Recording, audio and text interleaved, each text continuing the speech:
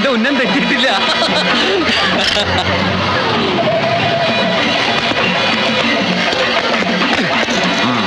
താരെന്താ അവിടെ കളിക്കുക? ഞാൻ വെറുതെ ഇങ്ങനെ. ജോലി നോക്കണോ? അവര് പോയി. ആരാടാ? കഥാപ്രസംഗക്കാർ കടന്നു വന്നു. പിള്ളേറ്റെങ്ങനെ അവരെ ചാറ്റിക്കയറ്റി രക്ഷപ്പെടുത്തിയത്. അവനിപ്പോ എവിടുണ്ട്? ആ കള്ളപ്പിള്ള പടക്കപ്പുറയിലുണ്ട്. ശരിക്കും നടക്കടാ. മിസൈല് പൊട്ടണ പോലെ പൊട്ടണം. വെടിക്കെട്ട് കലക്കിയ പോരെ. വെടിക്കെട്ടല്ല, പാലത്തറക്കാരും മാടശ്ശേരിക്കാരും തമ്മിലുള്ള യുദ്ധം നടക്കാൻ പോണേ. ഇങ്ങോട്ട് ഇറങ്ങി വേടാ.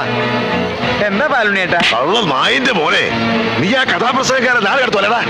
അയ്യോ, അവര് വരും. അവര് കായൽ കാണാൻ പോയിരിക്കുക. ഞാൻ അവരെ ബോട്ടിൽ കയറ്റി വിട്ടുന്നല്ലേ ഉള്ളൂ. എന്തിനാ നിന്റെ 16 അടിയന്തരം നടത്താനോ? എന്തിനാ എന്റെ 16 അടിയന്തരം നടത്തണേ? ഞാൻ ചത്തുപോയോ? ചത്തു പോയിട്ടില്ലടാ, ചത്തു പോകും. കൃത്യസമയത്ത് മാടശ്ശേരി തമ്പി അഥവാ പരമനാറി എന്നുള്ള കഥാപ്രസംഗം തുടങ്ങിയില്ലെങ്കിൽ നിന്നെ ഞങ്ങൾ കൊത്തി നുറുക്കും. മാസ്റ്ററെ, ഇവനിവിടെ നിന്ന് പോകാൻ നോക്കിയോ? അവന്മാരാ പാലത്തറക്കാരുടെ ചെക്കത്തരങ്ങൾ പറയാൻ പറഞ്ഞ സമയത്ത് വന്നില്ലെങ്കിൽ ഈ വെടിപ്പ് ഞാൻ കത്തിക്കും. നിന്നെ അടക്കം കത്തിക്കാൻ ചൂട്ട് റെഡി ആയിക്കോ. റെഡി. രാവും പകലും നമ്മൾ കാവല് നിന്നിട്ട് അവന്മാര് കടന്നു കളഞ്ഞിലോടാ. അതാ പാലത്തറക്കാരുടെ പണിയായിരിക്കും. ഏയ്, അതാ കള്ളപ്പിള്ളയുടെ പണിയാണ്. അയ്യോ, നിങ്ങൾക്ക് ഗതികേട് വന്നല്ലോ. പണയം വെച്ച് പോലെ ഈ പടക്കപ്പുരയിൽ ഇരിക്കുന്ന ഇരിപ്പ് കണ്ടിട്ട് എനിക്ക് സഹിക്കുന്നില്ല. ഭാനുമതി, നീ കരയണ്ട. നിന്റെ ഭർത്താവ് രാഷ്ട്രത്തിന് വേണ്ടി ജീവൻ ബലി കഴിച്ചു എന്ന് വിചാരിച്ചാ മതി. അത് വരണ്ടോ നോക്കാൻ? ഇല്ല, അവരിനി വരും തോന്നണില്ല. എല്ലാ മഹാന്മാരും ഇങ്ങനെ തന്നെയാ മരിച്ചിരിക്കുന്നടി.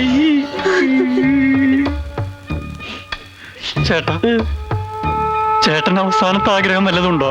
എനിക്കൊരു പൂവമ്പഴം തിന്നണം. മധുരമുള്ള ഒന്നും കഴിക്കരുതെന്ന് നിങ്ങളോട് ഡോക്ടർ പറഞ്ഞിട്ടുള്ളതല്ലേ? നിങ്ങൾക്ക് ഷുഗർ ഉള്ളതല്ലേ? ഇനി എന്ത് ഷുഗറാടി?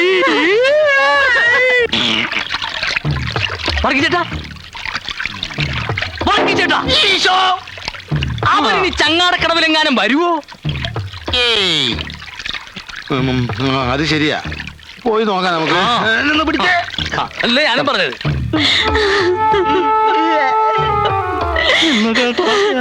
കൊടുന്ന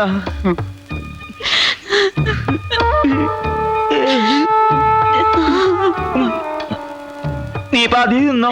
വേണ്ട, നിങ്ങളുടെ അവസാനത്തെ ആഗ്രഹമല്ലേ, മുഴുവനും നിങ്ങൾ കഴിച്ചോ. എന്തൊരു ടേസ്റ്റായി. എനിക്കിത് തിന്നാൻ പറ്റില്ലല്ലോ. നീ ഇതിലെത്ര കാശ് പറ്റിച്ചടാ പന്നി? ഇനി എനിക്ക് എന്റെ ചേട്ടനെ പറ്റിക്കാൻ പറ്റില്ലല്ലോ.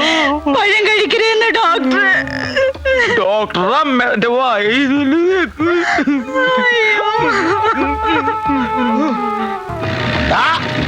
വരണേ.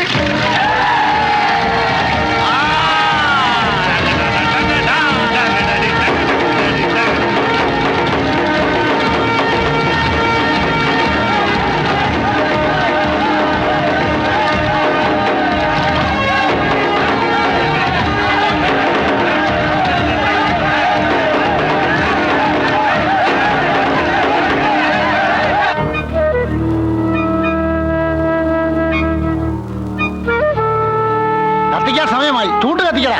ഒന്ന് പിടിച്ച്. തീ കൊളുത്തട്ട ഗുരുക്കളെ, പണ്ടെന്റെ അച്ഛന്റെ ചിതക്ക് ഞാൻ തീ കൊളുത്തിയതാണ്. കത്തിക്കാൻ വരട്ടെ, ഞാൻ കത്തിക്കാം. നല്ലപോലെ പെട്രോൾ ഒഴിച്ചിട്ടുണ്ടല്ലോ, ആളി കത്തണം.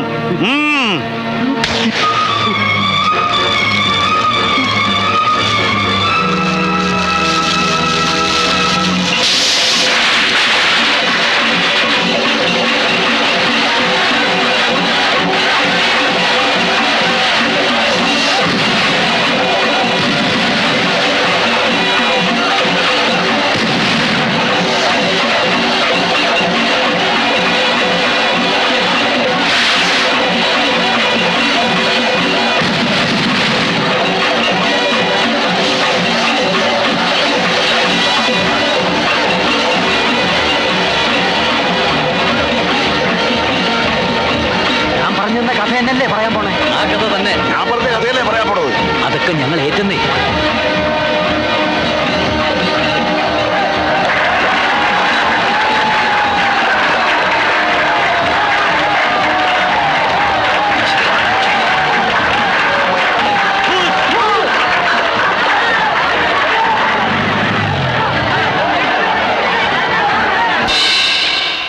കലാസ്നേഹികളെ, ഗാനഭൂഷണം കൊച്ചിൻ ബ്രദേഴ്സ് അവതരിപ്പിക്കുന്ന സസ്പെൻസ് ത്രില്ലർ കഥാപ്രസംഗം പുതുക്കോട്ടയിലെ പുതുമണവാളൻ.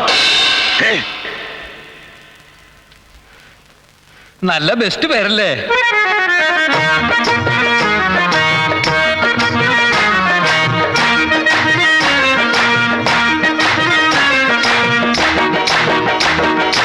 ആരു പറഞ്ഞാലും നേരു പറയണം. ഓരോന്നു തോന്നിയ നന്നല്ല, നിങ്ങൾ ഓർമ്മയിൽ വച്ചത് പൊന്നല്ല, നിങ്ങൾ ഓർമ്മയിൽ വച്ചത് പൊന്നല്ല.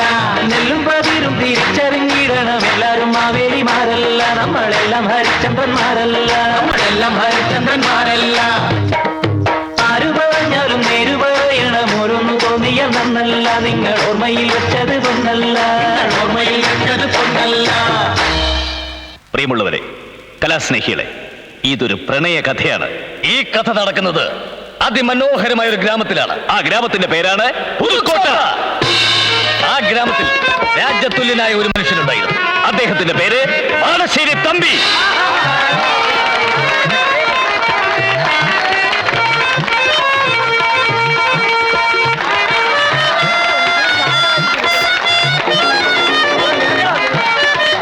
ആ ഗ്രാമത്തിലെ മറ്റൊരു പ്രമുഖ തറവാടാണ് പാലത്തറ. അവിടുത്തെ ശ്രീദേവി തമ്പുരാട്ടിയെ മാടശ്ശേരി തമ്പി വിവാഹം കഴിച്ചു. പക്ഷെ ഒരു കുഞ്ഞിനെ സമ്മാനിച്ച് അധികകാലാവുന്നതിന് മുമ്പ് തമ്പുരാട്ടി ഇഹലോകവാസം വെടിഞ്ഞു. ആ രണ്ട് കുടുംബങ്ങളിലെയും ആളുകളുടെ ദുഃഖം അകറ്റിയത് ആ കുഞ്ഞാണ്. അവളിന്ന് വളർന്നൊരു രാജകുമാരിയെ പോലെ ആയിക്കഴിഞ്ഞു. പ്രിയമുള്ള സുഹൃത്തുക്കളെ, അവളുടെ പേരാണ് ഗീതു. ആ രാജകുമാരിയുടെ ജന്മനാളാണെന്ന്, മാളികപ്പുരയിൽ ഉത്സവമാണെന്ന് നിങ്ങളെ ഞങ്ങൾ അങ്ങോട്ട് ക്ഷണിക്കുന്നു.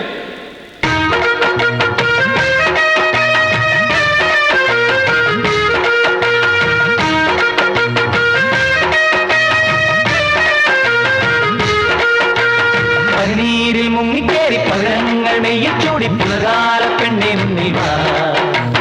ഒരു വല്ലം മുത്തും കൊണ്ടേ, ഒരു വട്ടിപ്പൂവും കൊണ്ടേ, ഒരു മുമ്പിൽ തേനും കൊണ്ടേ വാ. താമര കുളിരിന് തങ്കനിലാവിന് താലുമെന്ന് പിറന്നാട് നാവേറും പാട്. പനിനീരിൽ മുങ്ങിക്കേറി പഴങ്ങൾ നെയ്യച്ചൂടി പുലകാല പെണ്ണെ മുന്നിൽ വാ. അങ്ങനെ ഇരു കുടുംബങ്ങളും ആമോദത്തോടെ വസിച്ചിരുന്ന കാലത്ത് ഒരു കൊടുങ്കാറ്റ് പോലെ, ഒരു പേമാരി പോലെ, ഒരു വെള്ളരി പോലെ അവൻ വന്നു. അതാ അവൻ ആ ഗ്രാമത്തിൽ കാലുകുത്തി കഴിഞ്ഞു.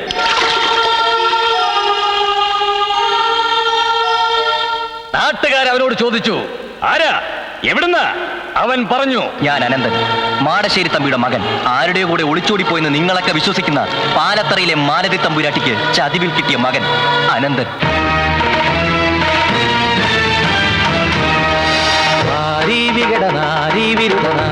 ഗജമുഖൻ എളിമയുടെ വാളും മിഴിയിലാളും കൊടിയ തീയും തികയുവോ. ആരീവനകരൻ, ആരീയുവനൃപൻ, ആരീ ശരവണൻ, ആരീരവരൻ, ആരാകിലെന്തു വീരോടെ നിന്നു പോരാടുമളവിലിവനും ഒരഭിമന്യോ. തല്ലിക്കോ, തല്ലിക്കൊന്നാലും ശരി, സത്യം മുഴുവൻ ഞാൻ വിളിച്ചു പറയും. നിങ്ങളുടെ സഹോദരി, എന്റെ അമ്മ മാലതി തമ്പുരാട്ടി, ഒരുത്തന്റെ കൂടെ ഒളിച്ചോടിയതല്ല, ഒഴിഞ്ഞു മാറിക്കൊടുത്തതാ ഈ ഗീതുവിന്റെ അമ്മയ്ക്ക് വേണ്ടി. ചതിവ് പറ്റിയ പിന്നെ അമ്മയ്ക്ക് മനസ്സിലായത് അനിയത്തി ഇയാള്. ഇടാ കള്ള കഴിവേറിന്റെ മോനെ, എന്തു ഭാവിച്ച നിന്റെ ഈ വരവ്? എന്തിനായി കെട്ടുകഥയൊക്കെ ഇവിടെ ഒന്ന് പറയുന്നത്? ഞാൻ പറഞ്ഞത് സത്യമാണ്. എന്റെ അമ്മ മരണക്കിടക്കേ കിടന്ന് എന്നോട് പറഞ്ഞ സത്യം. ഇനി തെളിവ് വേണമെങ്കിൽ ഇന്നാ.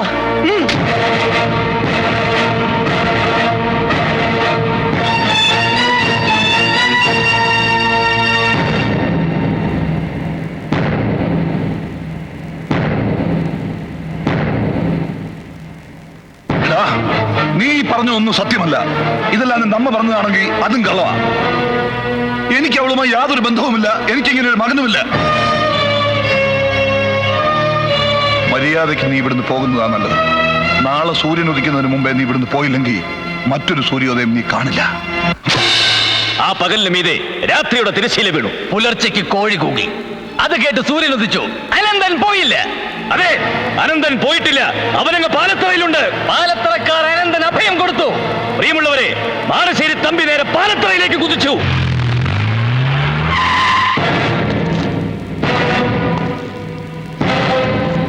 അവനെവിടെ? അവനെ ഇങ്ങോട്ട് ഇറക്കിവിട്. ഇപ്പൊ മനസ്സില്ലെങ്കിലോ? എല്ലാം ഞങ്ങൾക്ക് മനസ്സിലായടാ. ഇനിയും നിനക്ക് ഞങ്ങളെ ചതിക്കാനാവില്ല. എല്ലാ വൈരാഗ്യങ്ങളും മറന്ന് എന്റെ പെങ്ങളെ കെട്ടിച്ചു തരണമെന്ന് നീ പറഞ്ഞപ്പോ ഇത്രയും വലിയൊരു ചതി ഉണ്ടാകുമെന്ന് ഞാൻ കരുതിയില്ല. ഞങ്ങളെ കുടുംബത്തോടെ നീ ചതിക്കുകയായിരുന്നു. ഏത് കോടതിയിൽ പോകേണ്ടി വന്നാലും ശരിയാ, സത്യം ഞങ്ങൾ തെളിയിക്കും. ഈ എന്തോ നാടായി പറയുന്നത്? തമ്പിയായിട്ട് ഇങ്ങനെയൊക്കെ ചെയ്യുന്നതിന് തോന്നുന്നുണ്ടോ? നിന്ന് ന്യായം പറയാതെ ഇറങ്ങി പോട.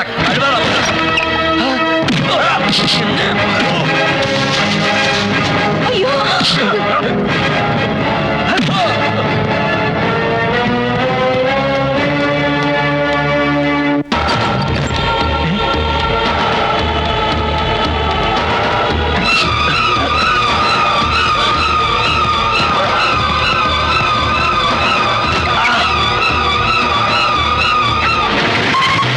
പിന്നീട് അനന്തനെ ആ ഗ്രാമത്തിൽ ആരും തന്നെ കണ്ടിട്ടില്ല. താമസിയാതെ ആ നാട്ടിൽ ഒരു വാർത്ത കാട്ടുതീ പോലെ പടർന്നു. മാടശ്ശേരി തമ്പി അനന്തനെ കൊന്നു. കൊന്നു കൊന്നു.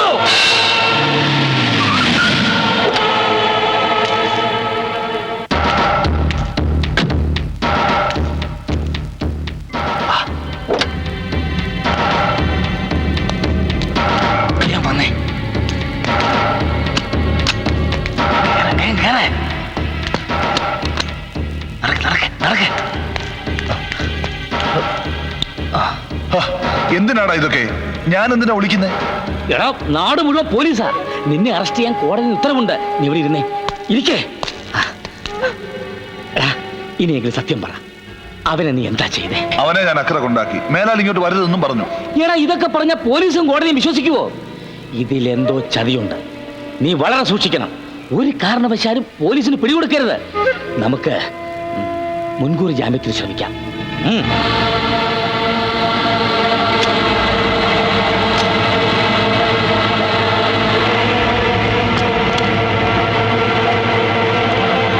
എടാ, എന്തായി? മുൻകൂർ ജാമ്യം കിട്ടിയില്ല. പിന്നെ പിടികൊടുക്കാത്തത് കൊണ്ട് നിന്റെ സ്വത്തുക്കൾ കണ്ടുകെട്ടാൻ നീക്കങ്ങൾ നടക്കുന്നുണ്ട്. എത്രയും പെട്ടെന്ന് നിനക്കേറ്റവും വിശ്വാസമുള്ള ഒരാളുടെ പേരിലേക്ക് സ്വത്തുക്കൾ മാറ്റണം. പറഞ്ഞല്ല, ഓർമ്മയുണ്ടല്ലോ. ഒരു കാരണവശാലും പോലീസിന് പിടികൊടുക്കരുത്. വെക്കോ. എടാ, ഞാൻ എന്റെ മോളെ ഒന്ന് കണ്ടിട്ട്. ഒന്നും വേണ്ട, വേഗം പറഞ്ഞ സ്ഥലത്തെത്താൻ നോക്ക്. താക്കോല് പിടി, വേഗം പോയേ. വയ്ക്കോ.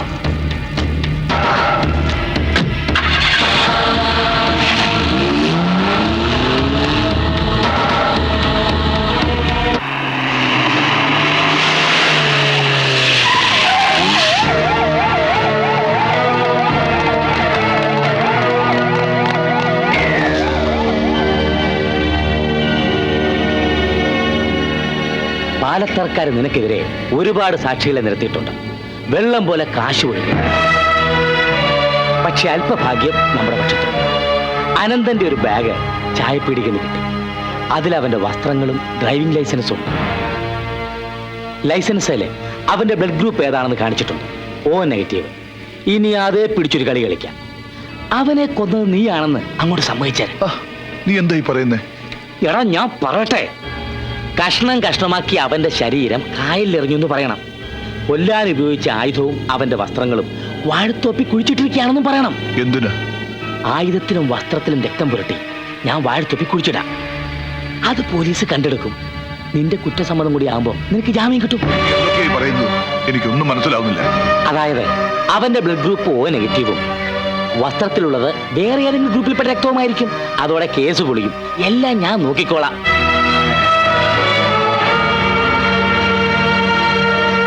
മാടശ്ശേരി തമ്പി കുറ്റം സമ്മതിച്ചതല്ല. മൃഗീയമായ പീഡനങ്ങളിലൂടെ എന്റെ കക്ഷിയെ കൊണ്ട് കുറ്റം സമ്മതിപ്പിക്കുകയായിരുന്നു. ഈ അവസരത്തിൽ ഈ കേസിലെ ഏറ്റവും പ്രധാനപ്പെട്ട ഒരു തെളിവ് ഞാൻ ഹാജരാക്കുന്നു.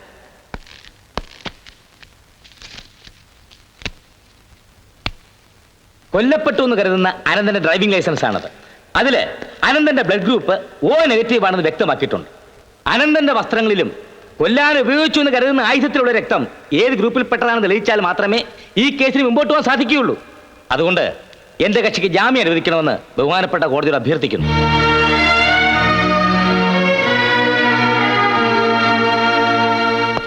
ഈ കേസിലെ ഏറ്റവും സുപ്രധാന തെളിവാണ് എതിർഭാഗം വക്കീൽ ഇവിടെ ഹാജരാക്കിയിട്ടുള്ളത്. അനന്തന്റെ വസ്ത്രത്തിലും അനന്തനെ കൊല്ലാൻ ഉപയോഗിച്ച ആയുധത്തിലും കണ്ട രക്തക്കറ പരിശോധിച്ചതിന്റെ റിസൾട്ടാണിത്. അനന്തന്റെ ബ്ലഡ് ഗ്രൂപ്പ് O നെഗറ്റീവ് ആണെന്ന് ലൈസൻസിൽ നിന്ന് വ്യക്തമാണ്.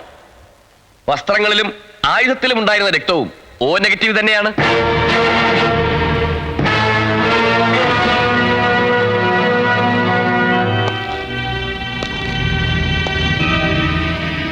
ചതുവ് പറ്റിയടാ.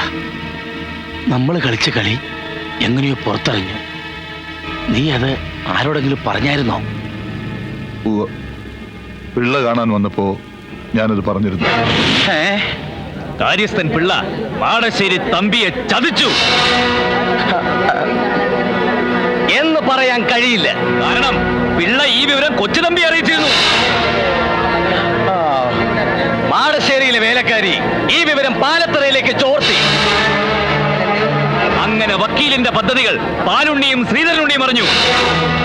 ശ്രീധര, ഇവിടെ നിന്നും ഒരു കൊടും ചതിയുടെ കഥ വെളിപ്പെടുകയാണ്. അതെ, മാടശ്ശേരി തമ്പിയെ ചതിച്ചതാര്?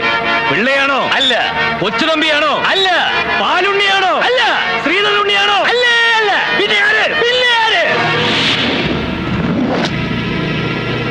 എടാ നായിന്റെ മക്കളെ, അവസാനം എന്റെ മുതുകത്തായോ? എടാ പാലത്തറയെ മാടശ്ശേരിയെ സൂപ്പിക്കാനല്ലേ നീയൊക്കെ കള്ളക്കഥ പറഞ്ഞുകൊണ്ടിരിക്കുന്നത്?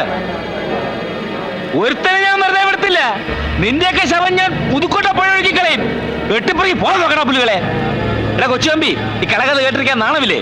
വേണം പോവാ. കഥ പറഞ്ഞു തീരട്ടെ, വക്കീൽ എവിടെ ഇരിക്കേ? നിനക്ക് ഭ്രാന്ത. അരുണി, ശ്രീധരനുണ്ണി, വാ നമുക്ക് പോവാം. വക്കീല് താലിവിടെ ഇരി, കഥ തീരട്ടെ. ഇരിയടോ, അവിടെ ഇരിക്കണോ? ബാക്കി പറയടാ. നിർത്താൻ. ബാക്കി പറയടാ.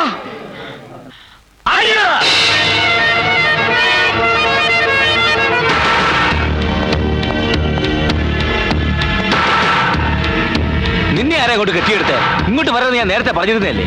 എന്നെ അങ്ങനെ അങ്ങ് ഒഴിവാക്കാന്ന് വിചാരിക്കേണ്ട വക്കീലെ. എന്തെങ്കിലും നിന്ന് ഒതുക്കാന്നും കരുതാം. ചെറുപ്പം മുതലുള്ള കൂട്ടുകാരനെ വിശ്വസിച്ച് മാടശ്ശേരി തമ്പി എത്ര ലക്ഷം രൂപയ്ക്കുള്ള ബിനാമി ഇടപാടുകളാണ് നടത്തിയിരിക്കുന്നതെന്ന് എനിക്കറിയാം. പിന്നെ സ്വത്തുക്കൾ കണ്ടുകെട്ടുമെന്നും പറഞ്ഞ് വക്കീലിന്റെ പേരിലേക്ക് എത്ര കോടിയുടെ സ്വത്തുക്കളാണ് കൈമാറിയിരിക്കുന്നതെന്നും എനിക്കറിയാം. എല്ലാം അറിഞ്ഞുകൊണ്ടല്ലേ ഞാൻ ഈ കളിക്ക് കൂട്ടുന്നത്. നിനക്കിപ്പോ എന്താ വേണ്ടത്? ഞാൻ പറഞ്ഞില്ലേ, മാന്യമായ പ്രതിഫലം. അത് കിട്ടിയാലേ ഞാൻ പോകൂ. കൊണ്ടുപോയിക്കും. ഒരു കാരണവശാലും നീ ഇവിടെ ഇനി വരാൻ പാടില്ല. എന്താവശ്യമുണ്ടെങ്കിലും ഞാൻ അവിടെ വന്ന് നിന്നെ കണ്ടുകൊള്ളാം. മാടശ്ശേരി തമ്പി ജയിലിലാടിയിരിക്കുന്ന കാര്യം നീ മറക്കണ്ട. മാത്രവുമല്ല, 2 കഥാപ്രസംഗക്കാര് ഈ കഥ പറയുമെന്നും പറഞ്ഞ് അവിടെ നടപ്പുണ്ട്. അവന്മാരാരും നിന്നെ കാണാൻ പാടില്ല. മനസ്സിലായില്ലേ? എന്നെ ഒരാളും കാണില്ല. അത് ഞാൻ നോക്കിക്കോളാം. പക്ഷേ ഞാൻ ആവശ്യപ്പെടുമ്പോ എനിക്ക് കൃത്യമായിട്ടും പണം എത്തി. എടാ മോനെ, നീ സംസാരിക്കുന്നതേ ഗോവിന്ദൻ വക്കീലിനോടാ. പണ്ട് എപ്പോഴും എടുത്ത മാലയിത്തമ്പ്രാട്ടിയുടെ ഫോട്ടോയിൽ മുടിയിൽ ഇത്ര നരയും മുഖത്തിത്ര ചുളിവ് ഇട്ട് നിന്റെ ഫോട്ടോയും ചേർത്ത് ഈ നിൽക്കുന്ന ജോൺ സക്രിയായെ അനന്തനാക്കി മാറ്റാൻ എനിക്ക് കഴിയുമെങ്കിൽ മാടശ്ശേരി തമ്പിക്ക് വാങ്ങിച്ചു കൊടുത്തതുപോലെ ഒരു കുരുക്ക് നിനക്കും വാങ്ങിച്ചു തരാൻ ഈ ഗോവിന്ദൻ വക്കീലിന് കഴിയും. എടാ പൊന്നു മോനെ, ഞാൻ കളിക്കുന്നതേ നിയമം കൊണ്ടാ. അത് മറക്കണ്ട. നിർത്തണ പുല്ലുകളെ, നിന്റെയൊക്കെ കള്ളക്കഥ അടിച്ച് നിരത്തും ഞാൻ.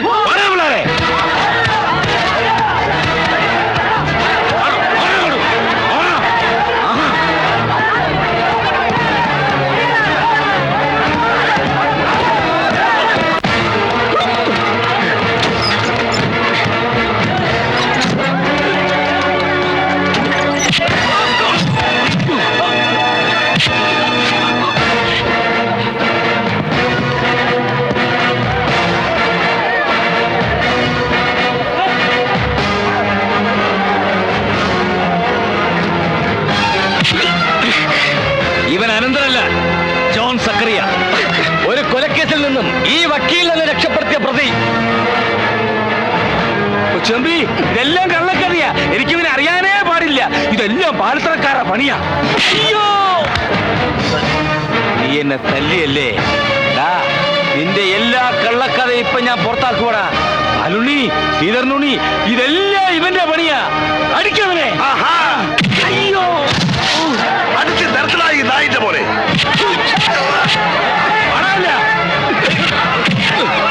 അടിച്ച് നിർത്തണ, ഒരുത്തനെ വിടരുത്. ആ കാവ്യ പുല്ലന്മാരെ അടിച്ച് കൊന്നുകളാ.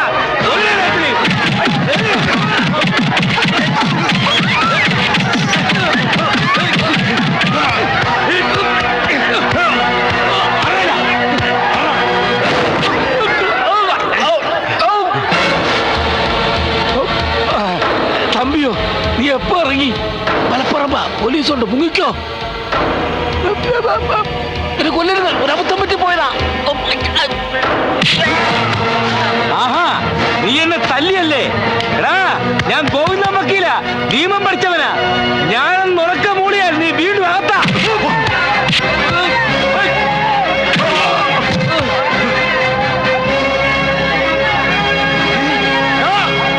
മാളശ്ശേരി തമ്പി, അദ്ദേഹം വന്നോ.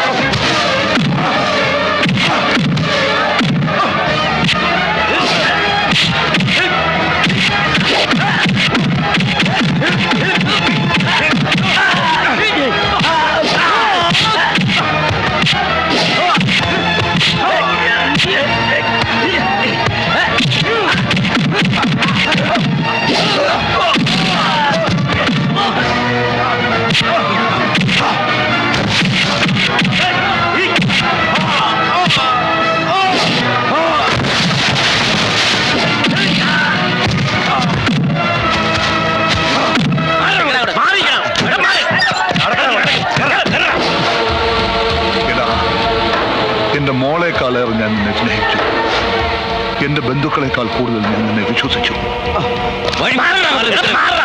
ആ നീയാ എന്നെ? തമ്പി സാറേ, ഇവൻ സാറിന് വേണ്ടി ഒരുക്കിയില്ല ഒരു കുരുക്ക്. ആ കുരുക്കിൽ ഇവനെ തൂക്കാൻ പറ്റുമോ എന്ന് ഞങ്ങളൊന്ന് നോക്കട്ടെ.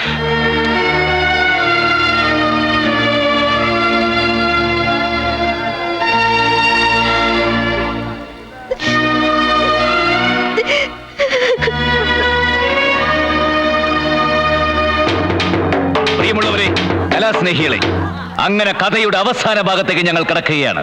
ഇനി എന്തോന്ന് കഥ? കഥ ഇതുവരെ തീർന്നില്ലേ? മാടശ്ശേരി തമ്പി നിരപരാധിയാണെന്ന് കണ്ട് കോടതി അദ്ദേഹത്തെ വെറുതെ വിട്ടു.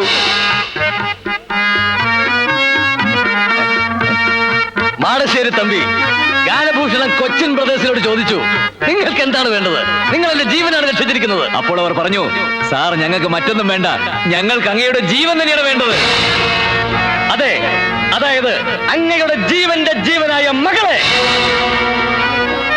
അതോടുകൂടി ഗാനഭൂഷണം ഗിരീഷ് കൊച്ചിനും ഗീതവും തമ്മിലുള്ള പരിശുദ്ധ പ്രേമം പുതുക്കോട്ട മുഴുവൻ പാട്ടായി.